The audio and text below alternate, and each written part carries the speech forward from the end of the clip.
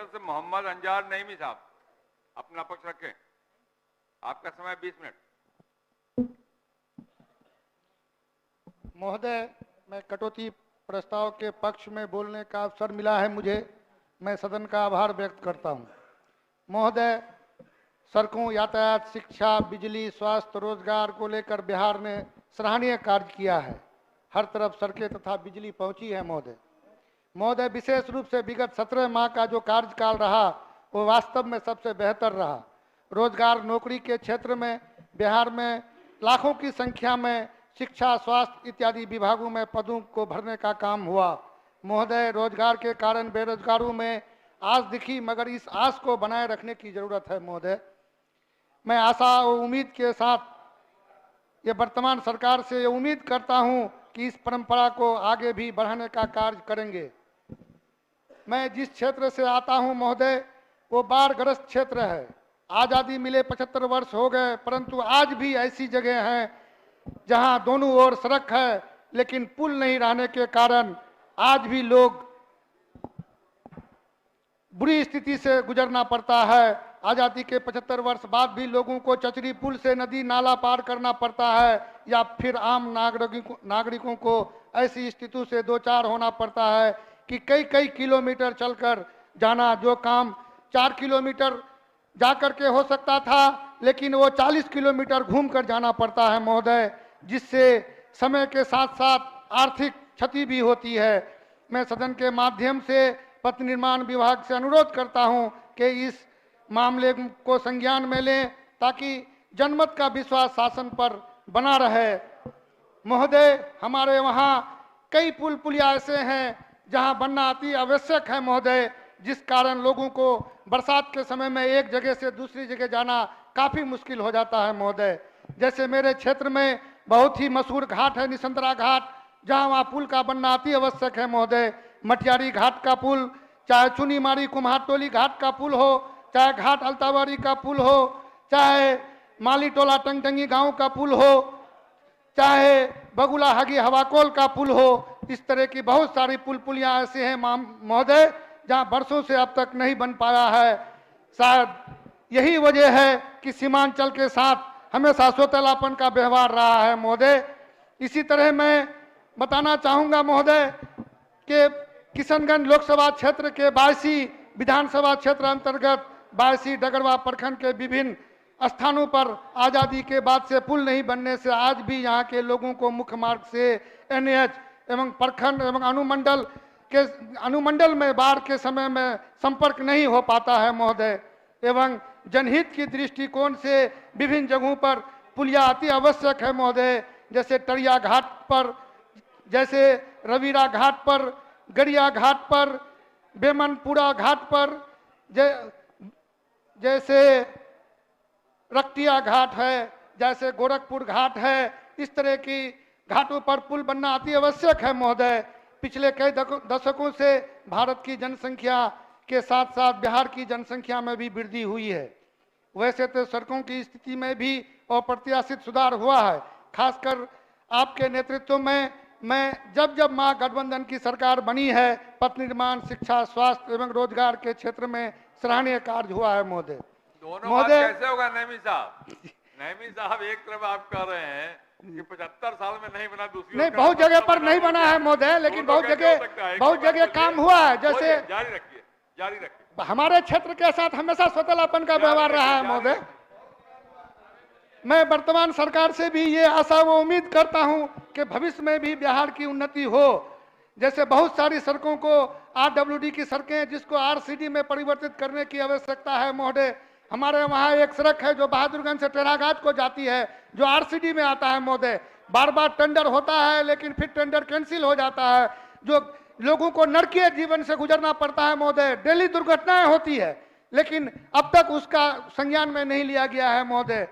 मैं सीमांचल के उस क्षेत्र का प्रतिनिधित्व करता हूं महोदय, जहां शिक्षा, स्वास्थ्य एवं यातायात की स्थिति दयनीय है महोदय। मैं जिस विधानसभा का प्रतिनिधित्व करता हूं, वो पिछले कई दशकों से अपने बदहाली एवं गरीबी नाउमीदी के जाल में अपने बुनियादी सुविधाओं की सिसकियां ले रहा है महोदय, और सरकारी योजनाओं की तरफ टकटकी बांधे देखता है महोदय। फिर अपने आप को अकेला और मायूस पाता है। पटना से चलने वाली स्कीमें दरभंगा तक जाते जाते अपनी दम तोड़ देती है, सीमांचल तक पहुंचते पहुंचते अपने आखिरी पड़ाव में होता है महोदय।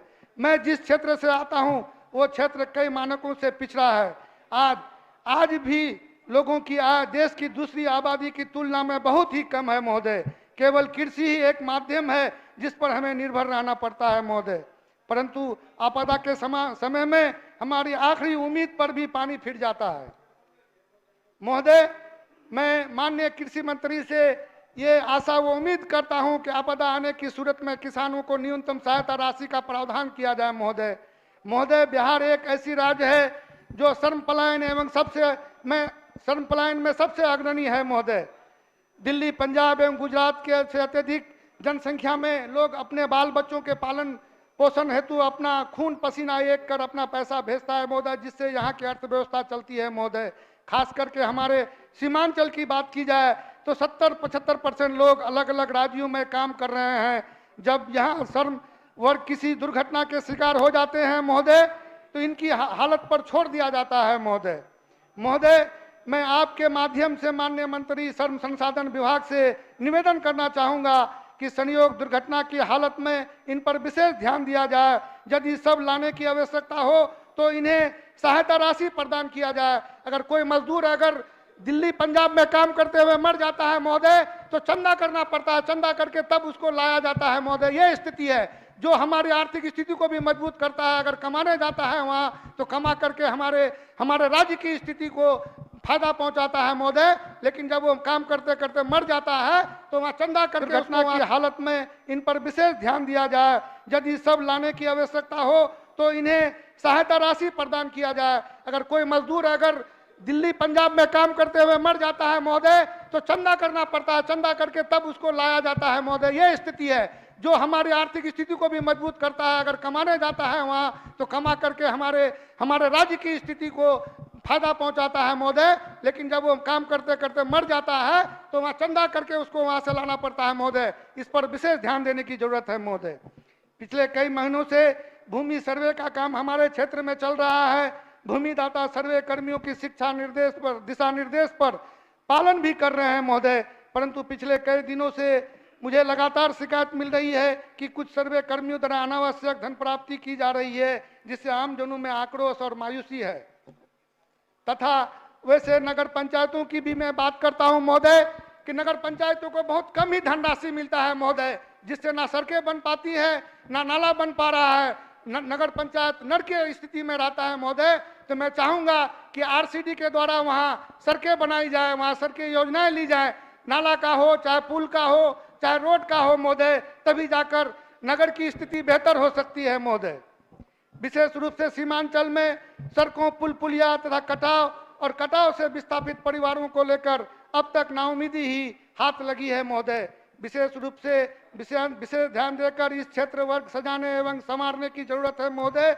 इस क्षेत्र में लगभग 24 लाख सुरजापुरी मुस्लिम समुदाय के लोग बसते हैं, जिनकी आर्थिक, सामाजिक एवं शैक्षणिक स्थिति जो महादलित से भी बदतर है, जीवन यापन करने पर मजबूर हो जाते हैं। विशेष रुचि लेकर इन्हें मुख्य धारा से जोड़ने की जरूरत है महोदय।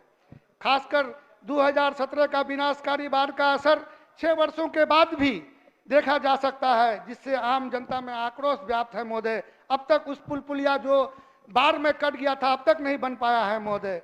आज भी यहाँ की सड़कें जर्जर अवस्था में है। हालांकि तत्कालीन पथ निर्माण मंत्री श्री तेजस्वी प्रसाद यादव जी के कार्यकलाप में इस समस्या से निजात पाने की कोशिश हुई है और ये उम्मीद करता हूं कि वर्तमान पथ निर्माण मंत्री भी इस कार्य को और गति देंगे।